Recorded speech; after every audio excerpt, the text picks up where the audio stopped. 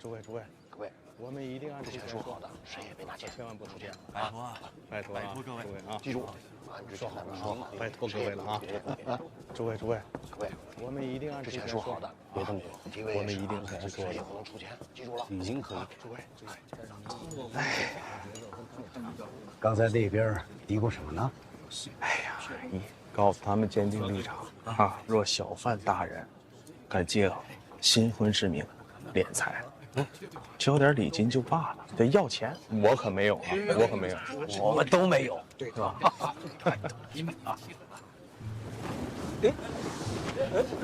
那大人怎么回事？哎呀，这干什么呀？这是？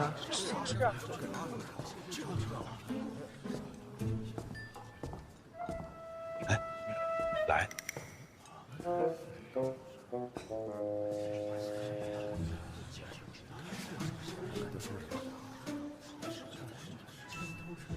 大家好，幸会，我就是范闲。我知道你们此刻在想什么，所以我事先声明一下，大婚已经结束，今日不收贺礼。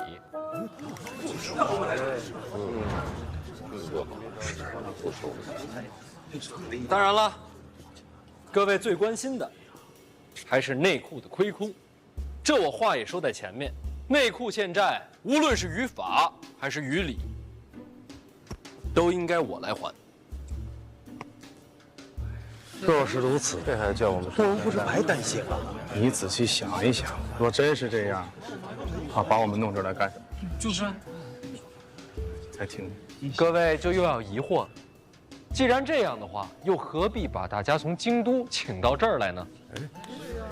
这红尘之中啊，每过一段时间，都会诞生一个超越时代的奇迹。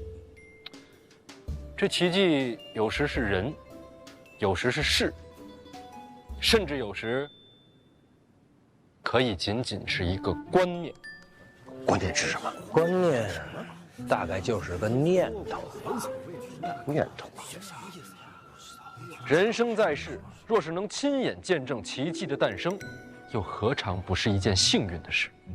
所以我请各位来，就是想把这份幸运亲手的传递给各位，让各位都能亲眼见证到奇迹的诞生。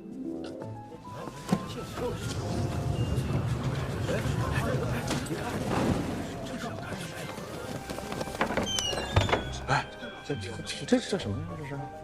摔一下，让我降一下。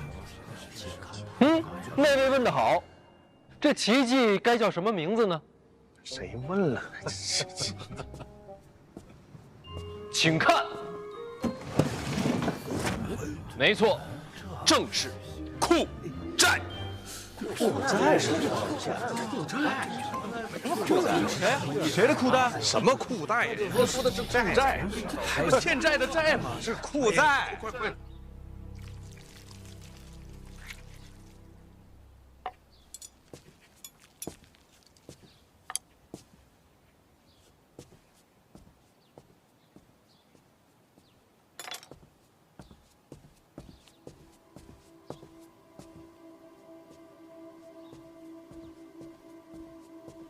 我们见过。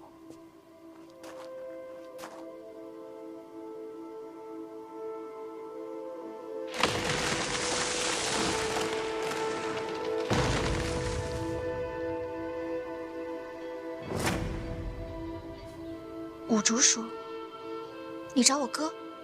我找你。找我？对。现在所有人都在那个大房间里听范闲讲话，时机正好。各位，那么这库债又是何物呢？咱们顾名思义，库是内库的库，债是欠债的债。这所谓库债，便是内库欠债。怎么样？说了半天又绕回来了。回来。各位都知道，我名下办了个淡泊书局，这几日费了些力，把第一批库债给印出来了。这每一份债券，都代表着内库的一份欠债，数额和期限各不相同，而这数额和期限的不同呢，又对应着相应细则的不同。当然了，这些个细则我就不在台上赘述了，等下会书写成文分发各位。咱们就挑最重点说，拥有了它，就相当于你拥有了一份内库的欠债。什么是拥有欠债？就拿这张来说吧，这张是5000两，相当于你花了5000两，买得了内库的债主之位。表面上你是替内库还了5000两的亏空，实际上将来内库盈利之时会连本带利全部还给你。不仅如此，这债券可以交易，可以流通，甚至必要之时可以根据规则提前兑换。这谁不明白？这还是逼我们拿钱补亏空吗？没错。 2000万两的欠债都在这儿了，竞价出售，价高者得。怎么个竞价呀？意思就是你出了5000两，人家出6000两，这债权就归了人家。够狠的，不止2000万了。那每个人最少买多少？自愿购买，先到先得，售完为止。还自愿，傻子才买。就是。各位可能还要问了，那我花钱买了债券，补上了内库的债务，那我能得到什么呢？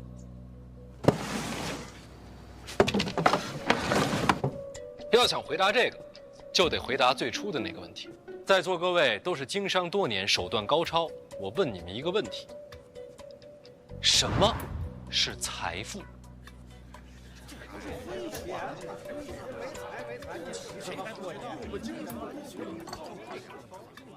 这个就是财富。哦，财富就是银子？自然金银都算。不对，金银只是衡量财富的手段，而非财富自身。什么意思啊？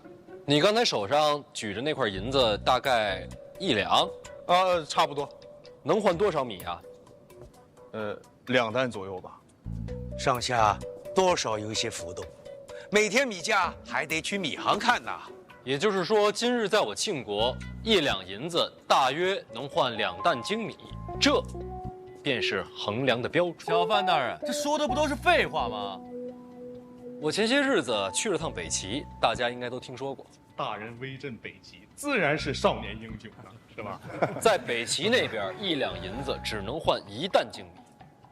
你看，同样是1两银子，在北齐和在我庆国，价值就不同。北齐与我大庆交战，大败亏输，米价自然会涨啊。没错，兵荒马乱、天灾人祸都会影响物价的浮动。各位不妨想想，若是你们身在北齐，所谓的身家财富又剩几何呀？可是我大庆正值盛世，并无此忧啊。答对了。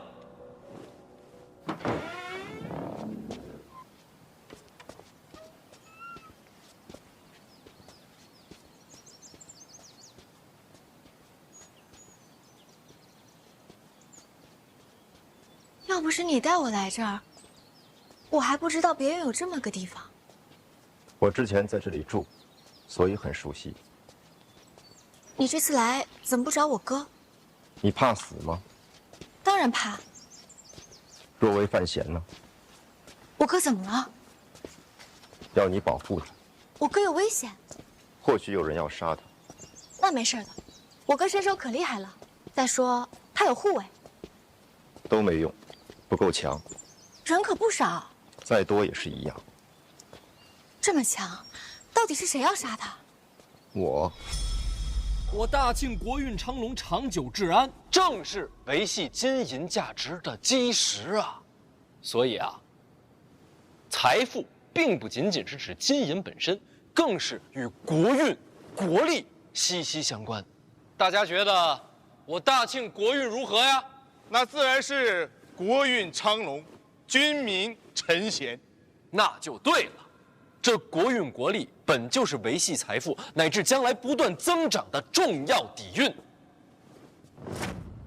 由此可见，我内库前景一片光明。各位，不妨放眼未来，若你们持有库债，意味着什么？意味着长远投资，稳赚不赔。还有这么好的事儿？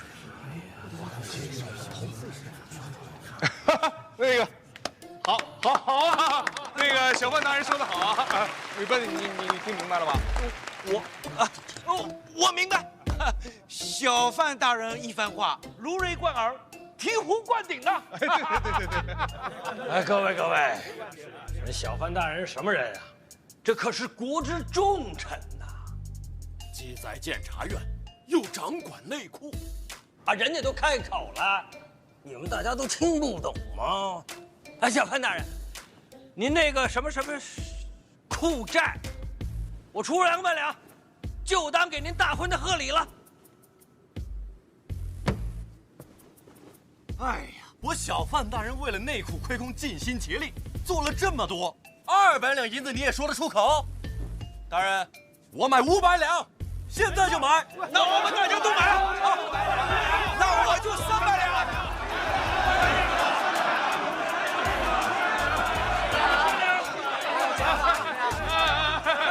群情激昂啊！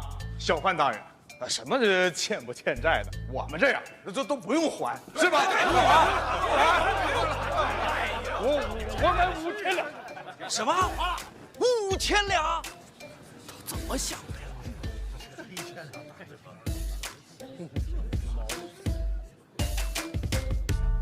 你们是不是没太听懂啊？我懂了，国运系于大人一身，支持大人，责无旁贷。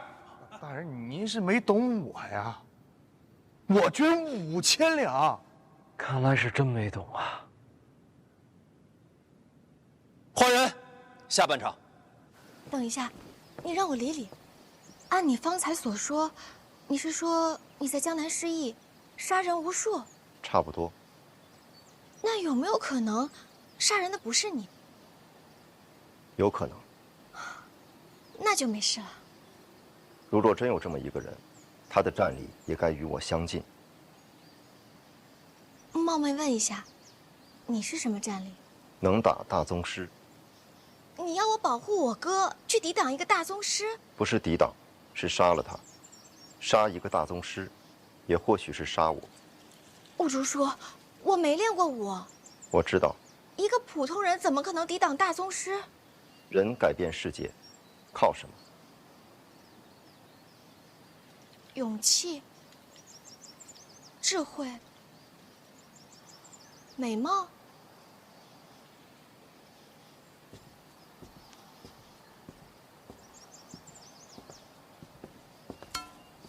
还有工具。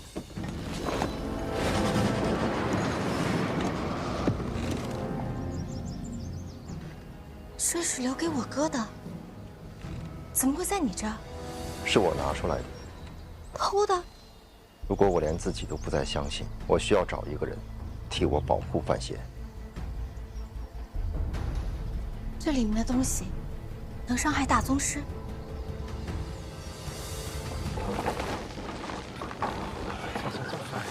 来，走。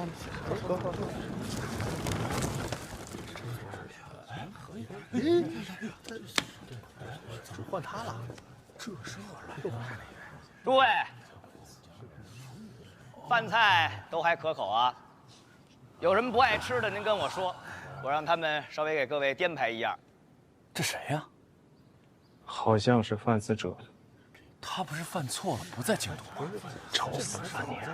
哦，不认识。行，放这儿就行，下去吧。首先做一个自我介绍。我本人呢，也是一个非常痴迷于经商的小晚辈。听说今天这边啊，商贾云集，来了很多大前辈。本来呢是想和前辈们交流一下经验，但是真没想到啊，我哥，我国著名的小范大人，刚刚这一席话呀，真是醍醐灌顶，可谓是一语惊醒梦中人，说的实在太好了。也不知道小范大人这个脑袋，他这是怎么长的，里头装的是什么，怎么能想出这么多的点子？他这么一番话呀，他讲财富啊，可能不仅仅是金钱这么简单，而是国力，是国运，乃至于延展到很远很远的地方。这句话讲得太好了，真是让人受益匪浅。我觉得呀，大家还是应该多多的思考思考，研究研究，没准儿就能发现一片崭新的天地。我等已然是振聋发聩，已经非常感动了啊！还可以再震一点，再感动一点。刚才小范大人向大家提了一个问题，那我一个晚辈也斗胆向各位问一个问题。你请说。那我就问了，这内裤到底是何人的产业呀？自然是皇家的产业。皇家的产业。那内裤的钱是谁的钱？那便是皇家的钱。那内裤的债务，那自然也是皇家的债务。说得太好了。那您各位想一想啊，如果您各位把这裤债买到手，是不是就相当于为皇家分忧了呀？咱往好听了说，谁买了裤债，谁就是为圣上分忧。稍微说句大不敬的话，别出去传去啊。那您各位买了裤债，那不就是皇上的债主子了吗？是不是？哎，可别说是我说的啊。所以您各位好好想一想吧，买了裤债，出去再做生意，别人会怎么想啊？同样的买卖，他是找您，还是找那个没有买裤债的人啊？所以这裤债就是给各位的底气。要这么说，是这个意思啊。阁下所言极是，裤债一事是小范大人奇思妙想，所谓人存证据，小范大人这般风采，谁不敬仰啊？您说，人存证据？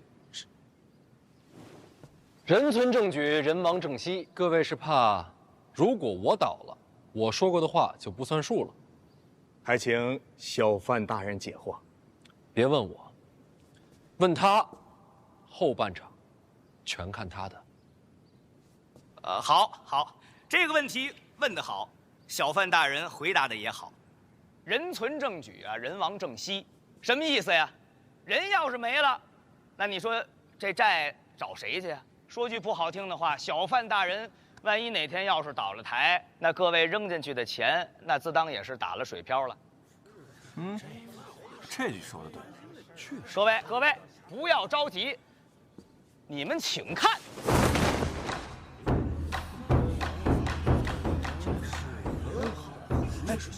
想必大家伙也知道，前段时间小范大人大婚，当今圣上御笔手书了4个大字送到了府上。我就问一句，京都这么多家名门，哪一位在成亲的时候，皇上亲自手书送了1块匾？有吗？没有，小范大人独一份儿，独一份儿。我再问问，这4个大字怎么念呀？百年好合。什么叫百年呀？100年，少1年99年都不能算是100年。这4个字就是当今圣上和小范大人之间立下的契约，是皇上对范家的信任，也是诸位在日后能够更上一层楼的机会。大家好好想一想吧，过了这村儿，可就没有这店了。等到下一次能和皇室攀上关系，可不知道是猴年马月了。来人呐，把匾请回府上。多谢诸位。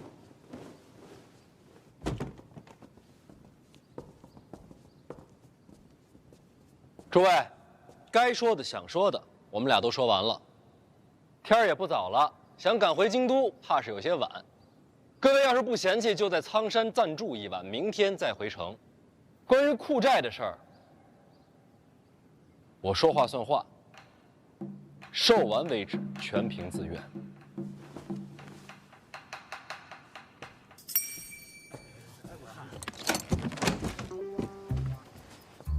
没锁吗？之前有，已经开了。这怎么用？缺少一根主件，把它们拼合起来才是全貌。主见拼合起来，怎么感觉像是火铳？吴周叔，火铳不行的，既费事又瞄不准，比不上弓箭，伤不了大宗师。可以。世上还有这种火铳？不一样，小姐带出来的。哪儿带出来的？神庙。神庙带出来的，还会缺主见？毁了。被谁毁了？这个你不用知道，你需要做的就是用它做好准备，保护范闲。然后呢？你能把它修好？不是我修。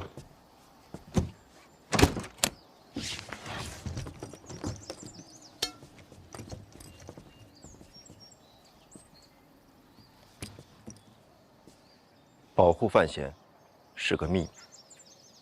我不说。包括我哥吗？是的。为什么选我？在这个世界上，对你来说最重要的是什么？当然是我哥。这就是理由。哎，就这么走了？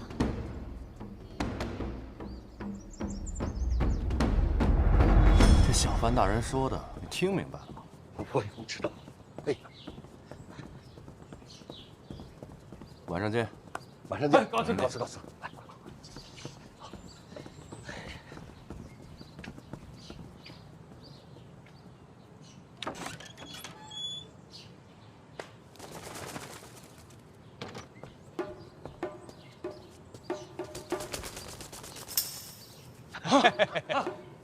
哎，一会儿晚上见啊！回去，回去。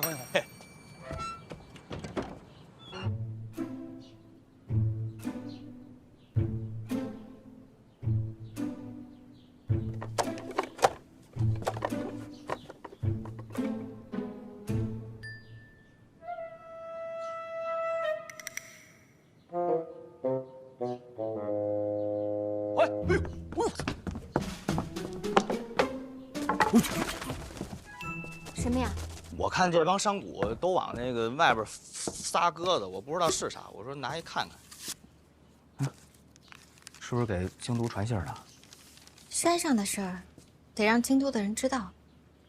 那为啥呀？这个他们自己不就是老板吗？那买不买库寨自己还说了不算。无根之木，岂能立足？你的意思，他们背后都有根？废话。那我把他放了。你这就不许拉他了啊！你这。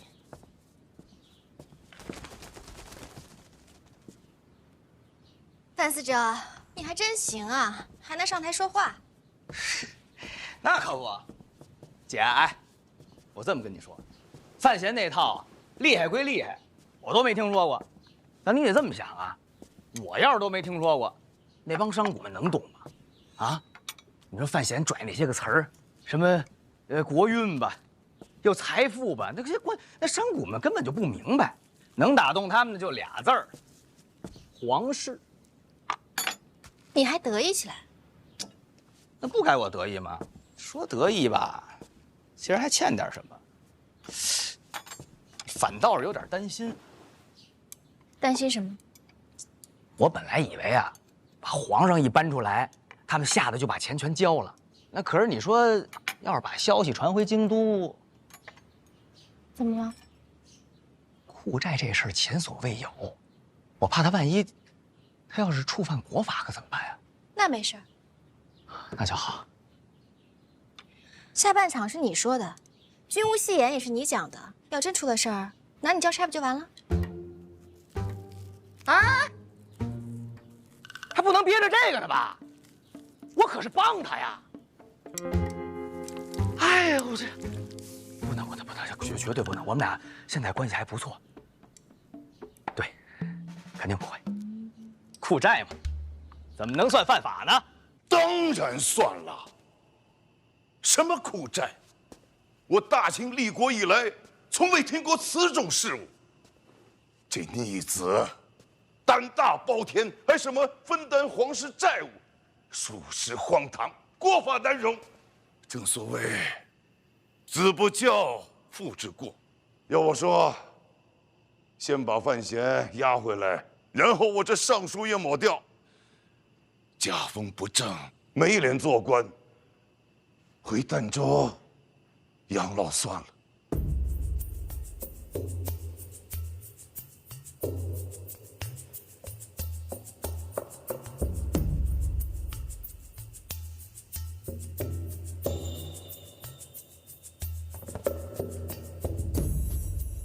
沈院长，别睡了。你在发火，喊我做什么呀？库债这事儿，你总得有个看法。我看不了。瞎了。内库财权不在监察院的监管之内，管不了。没说内库，说库债。听不信？没听过。确实新鲜。库债一事，自古就未听过。依照大清的律法，也没有库债这一条啊。可若是治罪下来，也无法可依呀。这新鲜事儿，二哥怎么看呀？回太子的话，臣现在还在闭门思过，没陛下召唤，连门都不敢出，更别提善论朝政了。哎，说说无妨。无法可依，无理可循，但凭圣才而已。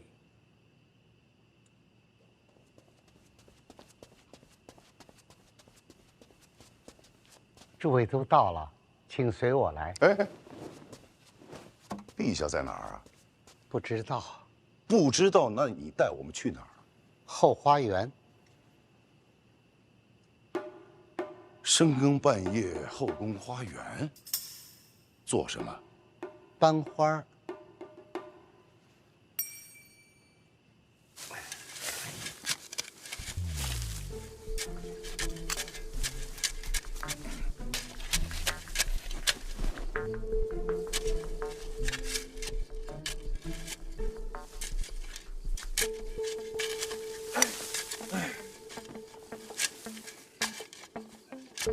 侯公公，哎，你确定这是陛下的旨意？范大人，老奴有天大的胆儿，也不敢假造陛下的口谕呀。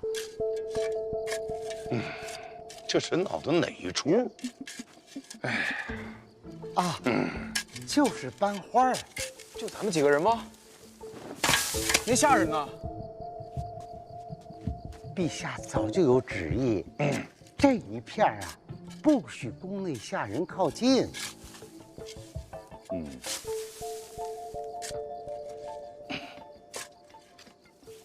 哎，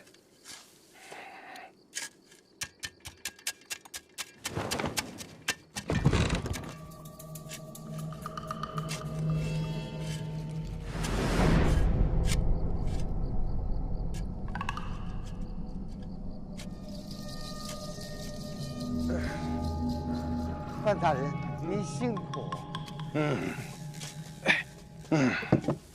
这赏菊大会每3年举办一次，之前都是在悬空庙吧？确实如此啊。这也不是什么珍贵的花，为何让我们亲自送过去啊？陛下喜欢啊。陛下是想告诉我们，这赏菊大会啊，他很重视。那为何要在此时告诉我们这些呢？我记得往年的赏菊大会不是这个时候啊。改期了啊？改到何时？就在近日。改的什么日子，还要再等等。等什么？等小范大人从苍山回到京都。啊？这赏菊大会为何要等范闲回来呀？陛下是这么说的。也就是说，陛下重视赏菊大会，但何时召开，要等范闲回京都。殿下，您说的没错。陛下是想提醒我们呀，赏菊大会重要，范闲更重要。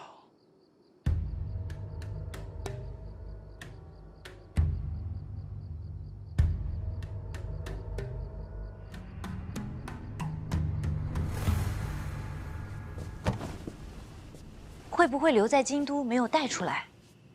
我亲手拿下马车放进房间的，这么大个箱子，怎么可能说没就没呢？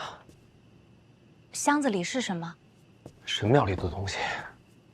神庙里带出来的，神兵利器吗？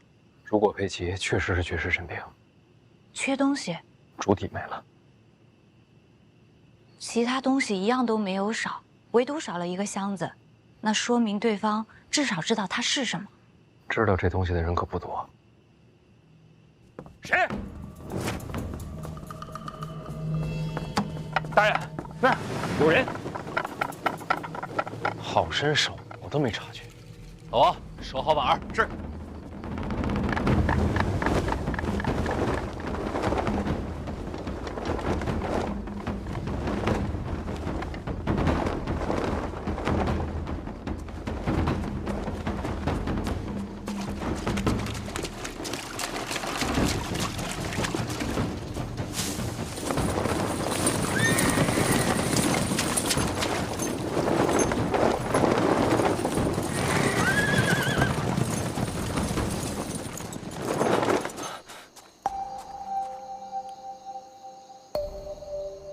吃。哎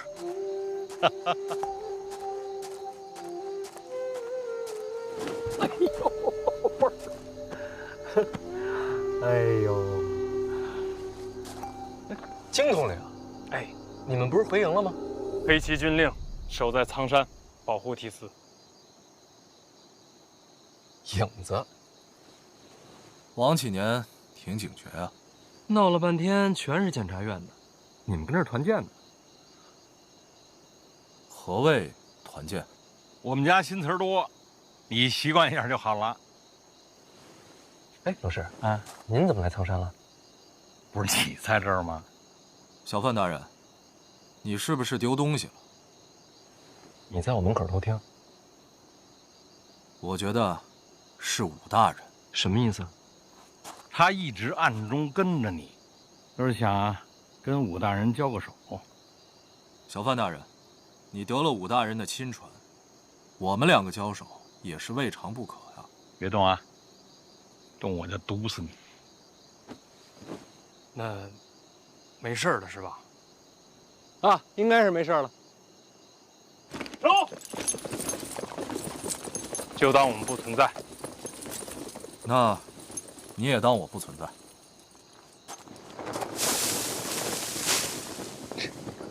神神秘秘的。走吧，老师，都到苍山了，上我那儿吃宵夜去。哦，错了，这边。哎，等会儿，我跟你说个事儿。我去江南追查一个杀人案，凶犯到了京都之后，又找不着人了。两种可能，要么就是武大人，那另一种可能呢？有人把这个凶犯在京都给藏起来了，连检察院都查不到痕迹。当然，有这般手段，京都能有几个呢？啊，这也是线索。来苍山陪你待几天，这案子透着诡异，回京都就朝着这路子往下查。我本来想有了结果之后再见你，我在暗处。老师，哎呀，你媳妇那肺痨啊，让你给调养的差不多了。回去之后呢，一天一粒，药吃完了，病根就除了。百年好合，陛下想看，我也想看。要不您告老吧，我养您。胡说八道！我认真的。行了，把宗师隐藏在京都，我要是不把他挖出来，我寝食难安。老师，哎呀，别唠唠叨叨吧，赶紧给我生个徒孙儿。长大了，我教他用毒。回去了。那您答应我，别玩命。放心，我比你怕死。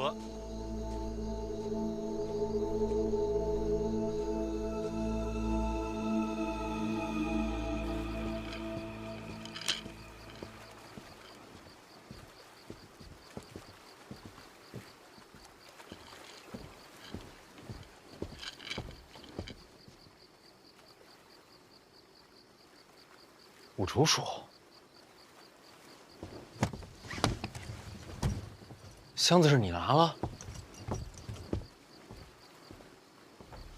跟我来。你一直坐在这儿就没人发现你？也是。你是谁呀？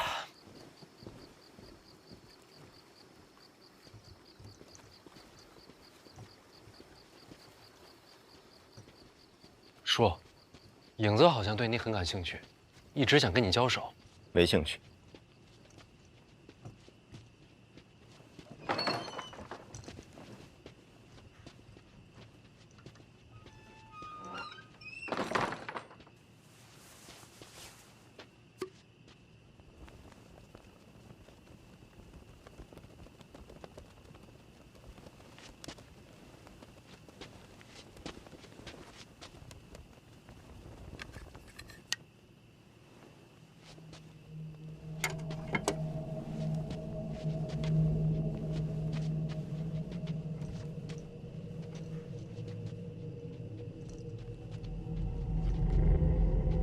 说，你到底在找什么？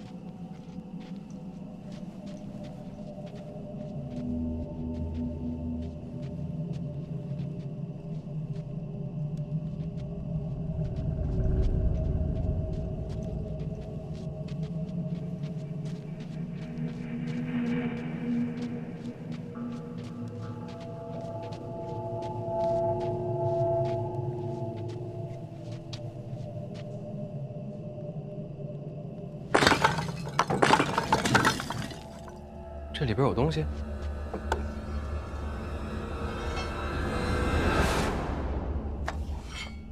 小姐当年苍山住过。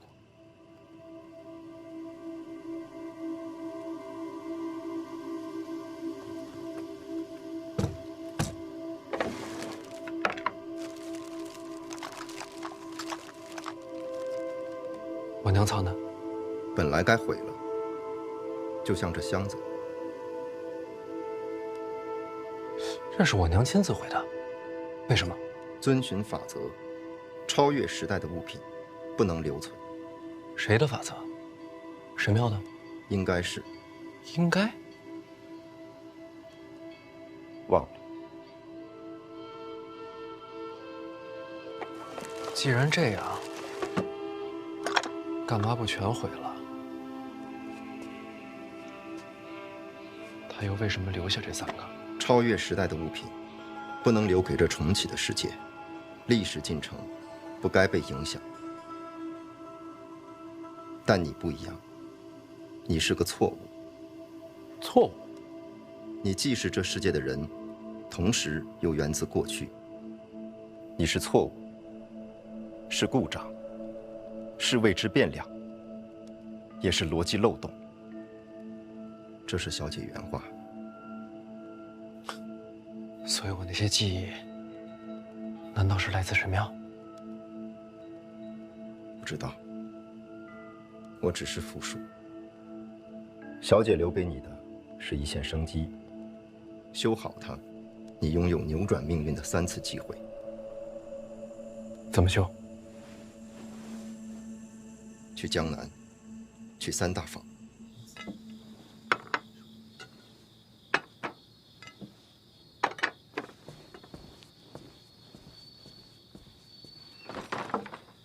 这3大坊就是内库的根基。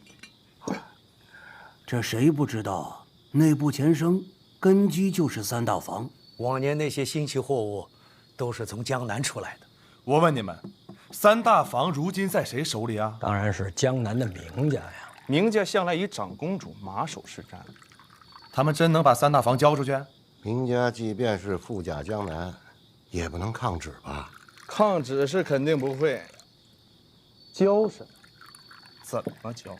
这都是讲究。你我都是做买卖的，这还不明白吗？这么来说，范闲接管内库，前景不明啊。没错，咱们可千万不能让他给骗了。这万一买了什么库债，他将来拿什么还呢？所言极是，绝对不买。那咱们睡一觉就走。谁买谁是王八。对，谁买谁王八。王八，来，这都是超越时代的产物。三大房里到底有什么？连这都能修？要你亲自去看才能知道。江南总是要去的，我娘的产业，我得替她拿回来。当初为什么不把这两个放一起啊？直接装这箱子里不行吗？小姐把这留给你，却又不想你真的修好它。为什么？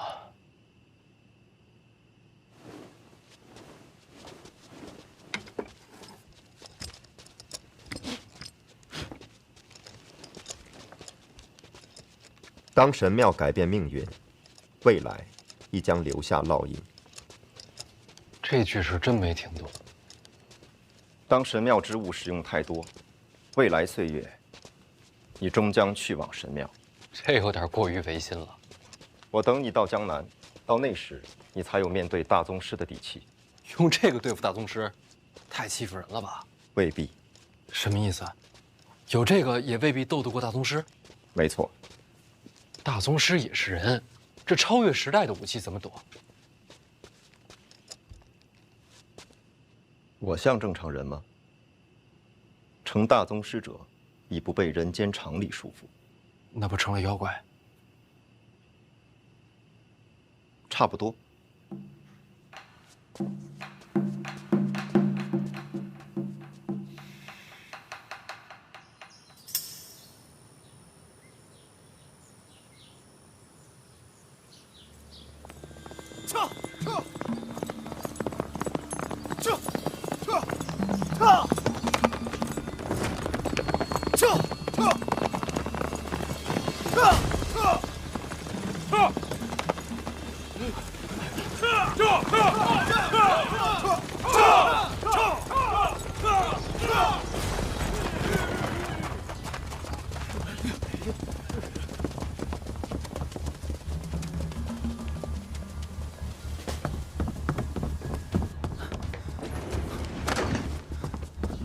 宫内传出消息，陛下要范闲回京都共赴赏菊大会。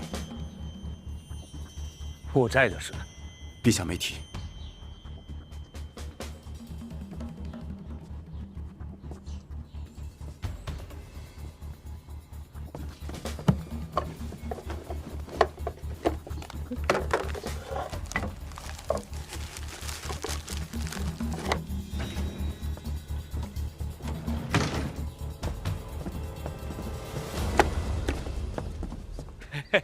哎呦，你听说了吗？赏菊大会的事。赏菊大会无关政事，邓范闲应该也是看中他的文采。对，没错。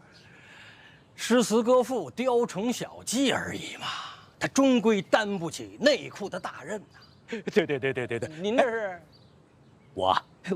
我得去个茅房。我呀，早上起来得遛个弯儿。请便。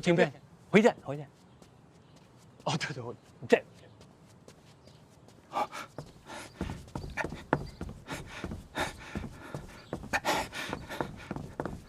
哎，你不是去散步了吗？这是你们家茅房啊？嘿，我也佩服你，散步怎么散到这儿来了？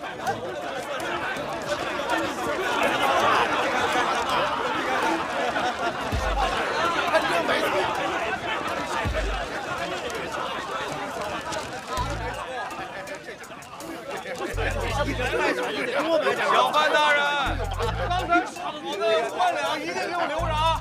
我现在就回去取钱啊，今日就能返回来。哎，你怎么也在这儿啊？你昨天怎么说的？这王八这个？哎，这王八，他买到库债了。告辞。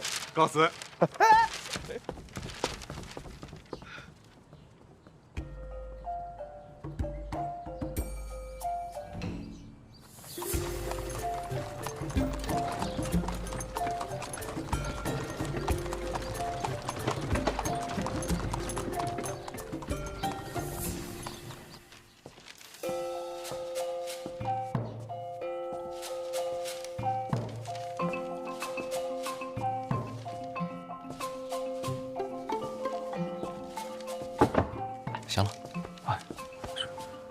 擦手。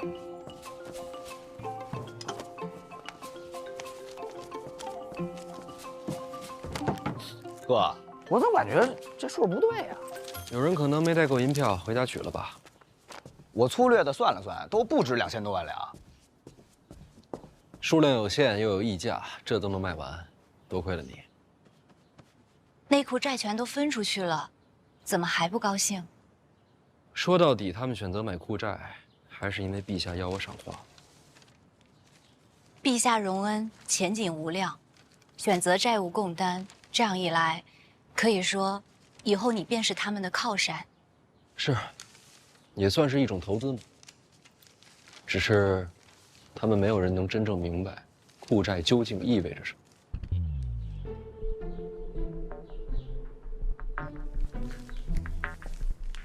国运与货币相连，这说明代表所谓财富的含义已经远远超越了过往的限制。哥，这几天我一直在琢磨你说的话，你说这庆国和财富之间，是不是不光是国运这么简单啊？好像还有别的联系。啊，这些商贾们因为陛下器重你，所以选择相信库债，相信内库的前景。所以，其实他们看重的不光是你，看重的是皇上，看重的是皇室的信用，是庆国的信用。没错，金银数量终究有限，而庆国的信用才是货币的基础。对，不光是庆国，北齐的信用也代表了北齐的财富，所以国家的信用就是财富。国家信用是财富。是货币的基础，那这之间缺什么呢？货币、信用。咱们出去，让他在这儿仔细想一想。货币、财富、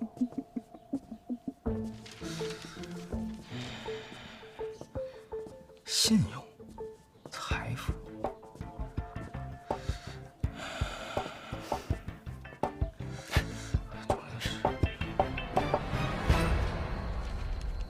货币、信用，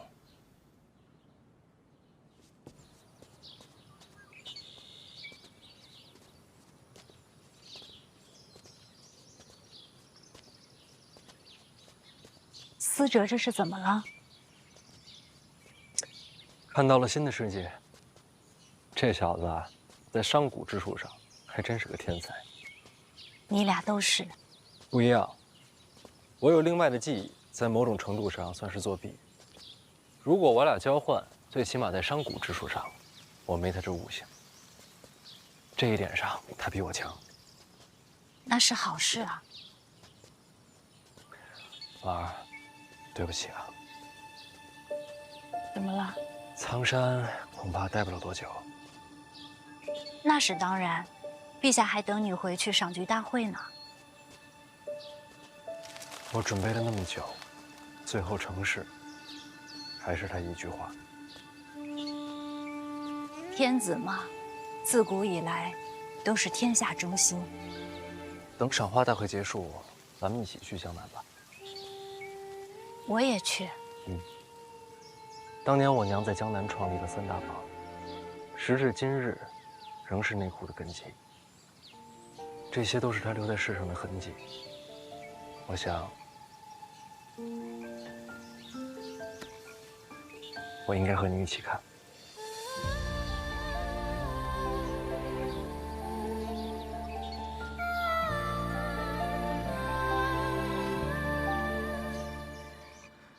那国家信用连结着货币，那平衡这两者，得需要一个铺子呀。但我从来没见过这种铺子。那这种铺子该叫什么呢？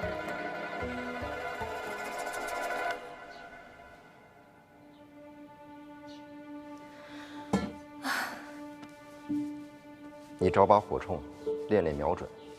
你手稳，是好苗子。保护范闲是个秘密。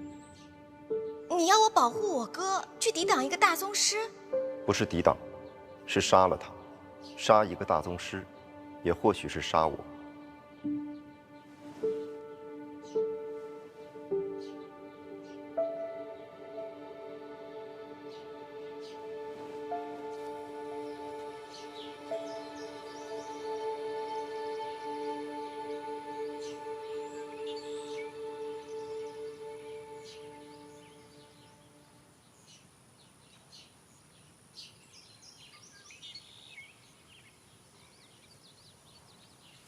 他们两个准备战多久啊？你要敢打扰他们，小心我给你下毒。哎，你说，武大人今日会出现吗？哎呀，他出现不出现，切什么磋呀？你不是他对手。胜负不重要，你也是练武之人，怎会不懂？我不是练武之人，那你是什么？我是他的老师。那你把他当徒弟，还是当儿子？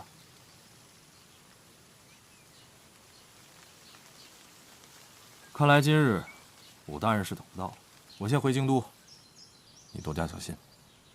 如果武处真的是凶手，天下没有人能活命。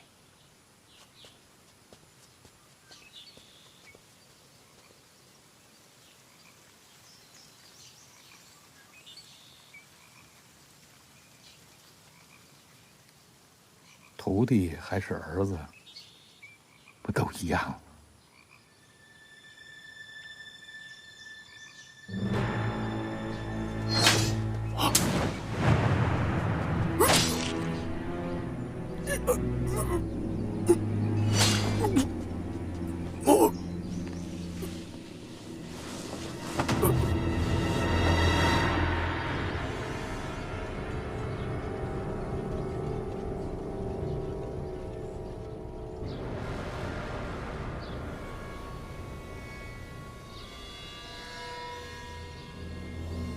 怎么了？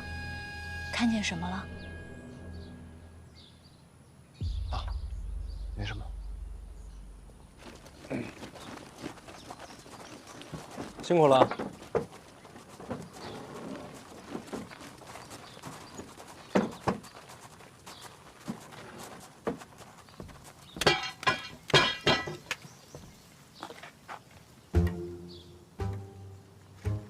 这是什么呀？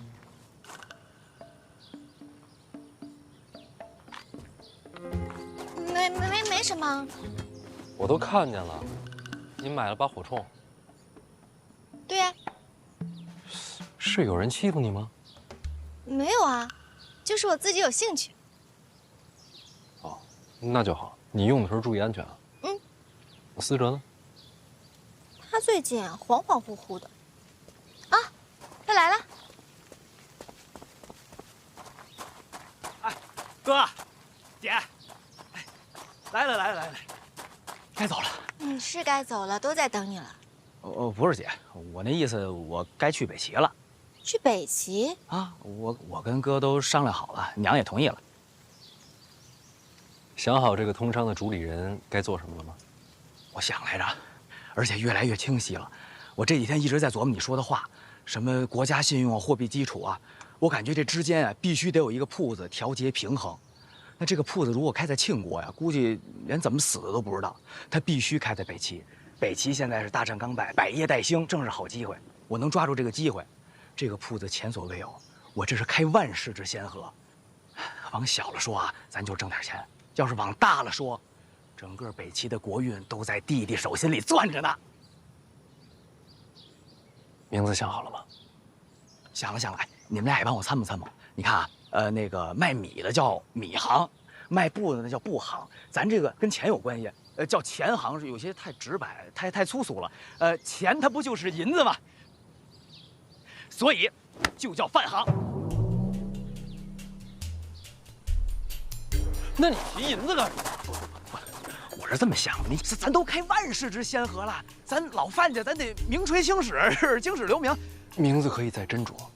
那饭行不好，那要不叫闲行、弱行、折行？哎呀，算了，哎，回头我路上慢慢想吧。哎呦，哥，你知道，我现在特别激动，我好像就这辈子终于知道为什么而活了。这就叫做人生目标。对，我找着人生的目标了。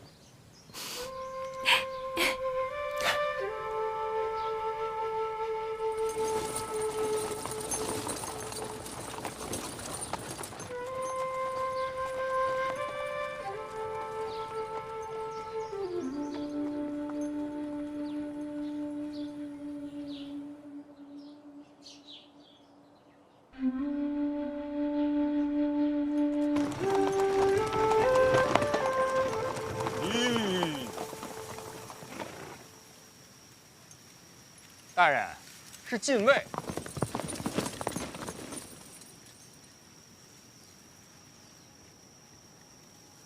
这就是赌我来的。黑旗候命，随时可以冲阵。哎，别，这可是禁卫，天子之师。不用担心，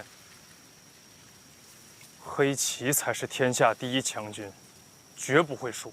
不，我担心的是这个嘛。老王的意思啊，冲禁卫可是重罪。院长交代，苍山一行受提司调遣，黑旗只遵军令。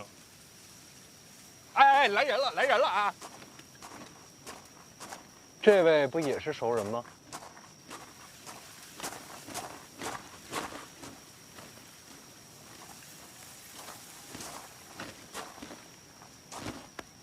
小范大人，好久不见。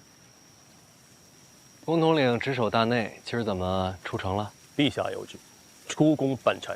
那我祝公统领一路顺风。怎么着？要不我们给你让一下？陛下旨意，还请小范大人同行。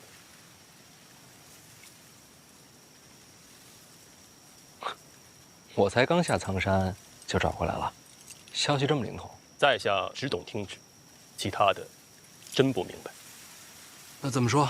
公统领带个路，我们后面跟着。不必劳师动众，只需小范大人一人足矣。说是旨意，有圣旨吗？这么小？陛下口谕，该省要省。咱们这陛下呀，还真是勤俭节约。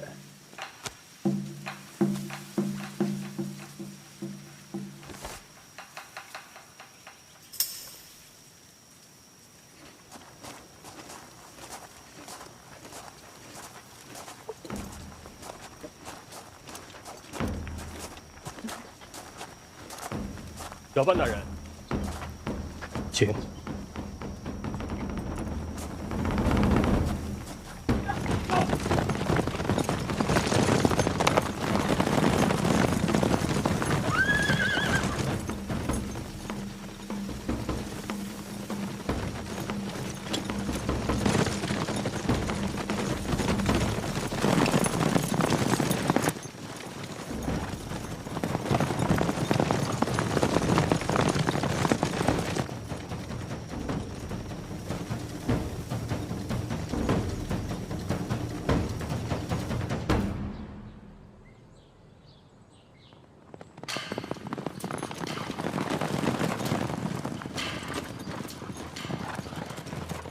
小范大人，这边是皇室历年赏花之地。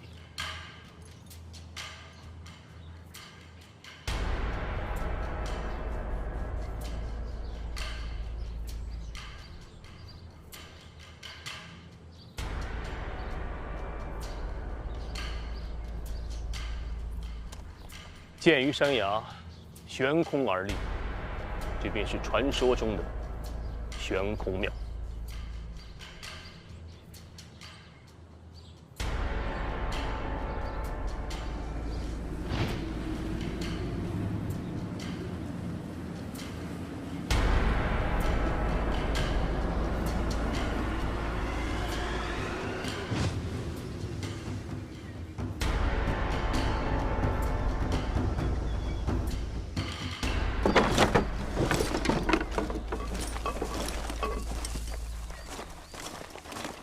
这是庆国最早的一座，据说，是信奉神庙的苦修士一砖一瓦铸建而成。虽说，天下的庙都是为了供奉传说中的神庙，可只有真正的神庙，才是与众不同。这众生之力也很了不起。小范大人还是更看重人。当然。不然叫什么人间啊？过几日便是赏菊大会，咱们的差事就是把这些运到上面去。那我在这儿有什么用啊？陛下说了，这几盆你要亲自搬上去。这几盆有什么特别吗？在下不知，都是领旨行事。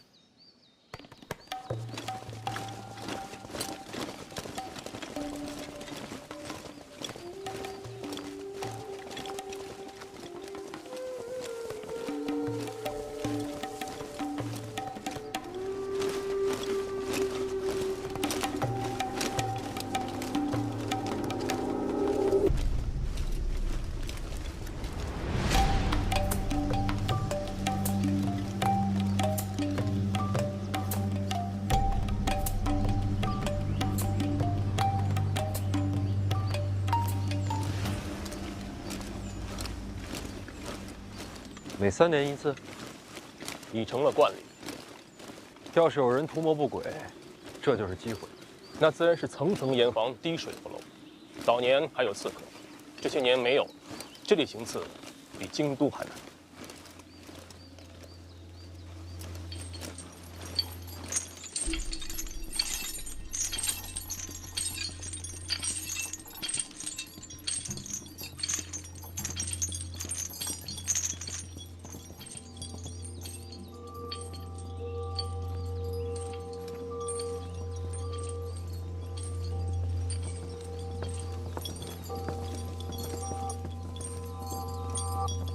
这些是？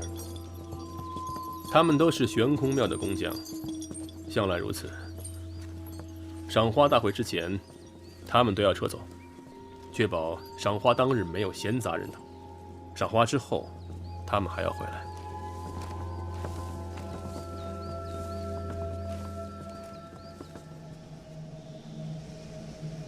不用管他们，我们上去。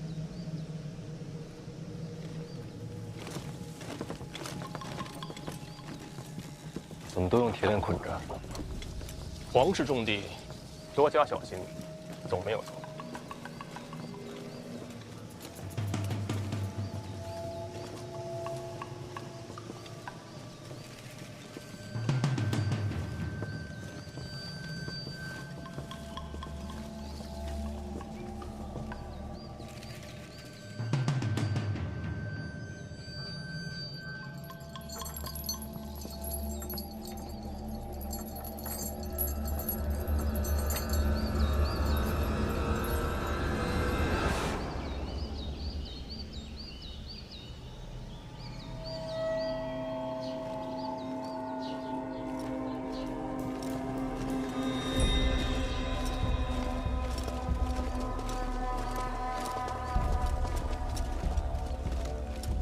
小范大人，就这儿了。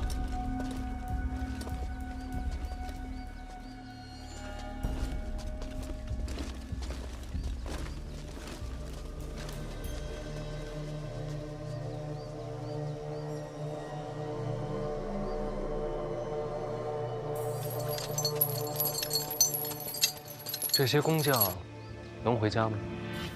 小范大人说笑了。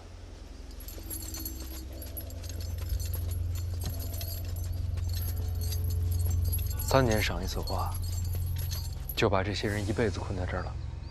事关陛下安危，总得有人受罪。小范大人，还有什么要问的吗？没事了，先把差事办好吧。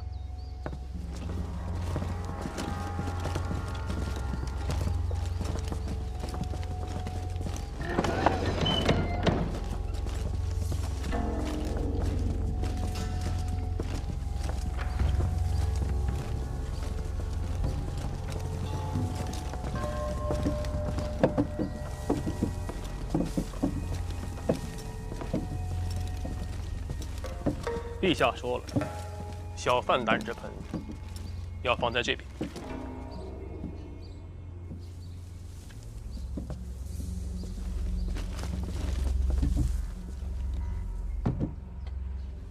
就这差事，咱们这就回京都了。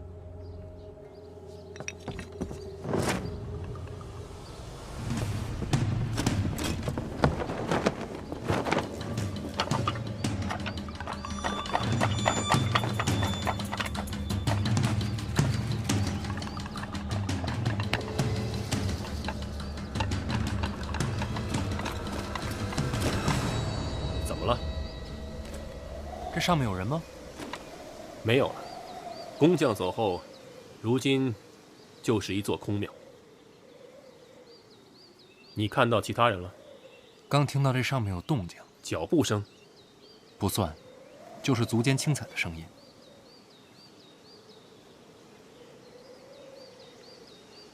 这也没有地方藏人呢。会不会是飞鸟停留？也有可能。放心吧，我们走后，就是禁军入场，必定会上上下下彻查一遍，不会有任何隐患。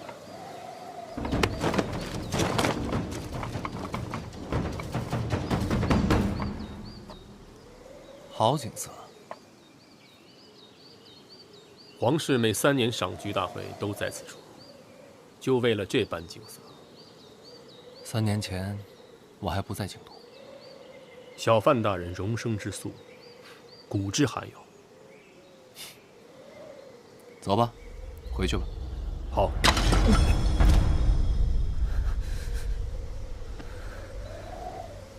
大人内息有些混乱。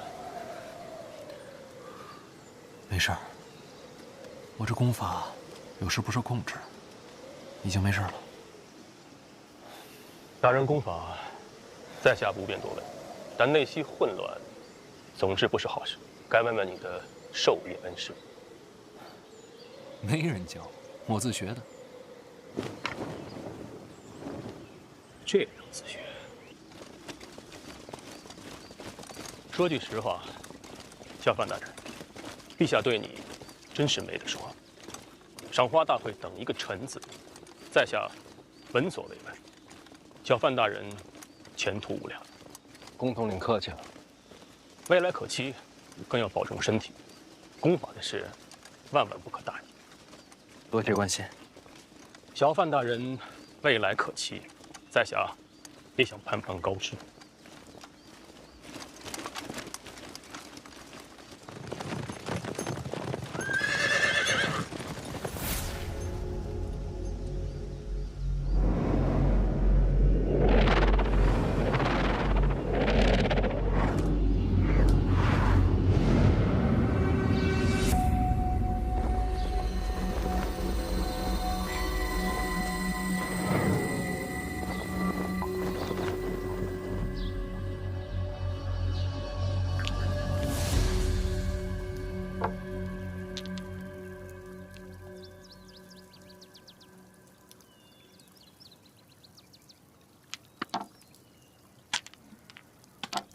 得，我又赢了。尝尝，尝尝。啊，不是姐，你这不够嘞。输光了。不是，咱亲姐弟咱也得明算账啊。没钱了。不能玩了，再玩也没钱了。嫂子，你来吧，我让贤。还让贤？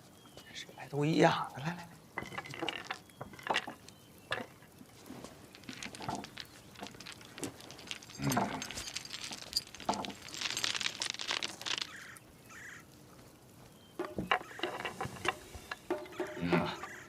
媳妇，来。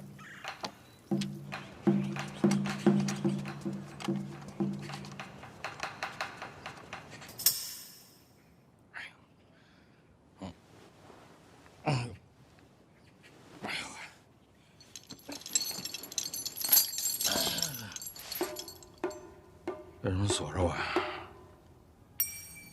给我松开！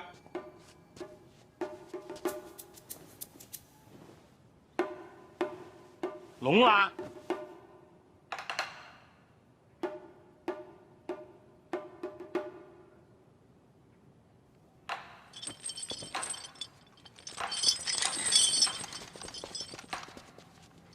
小心我毒死你！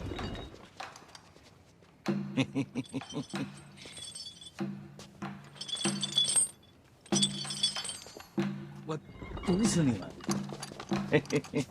这里可都是你的人啊！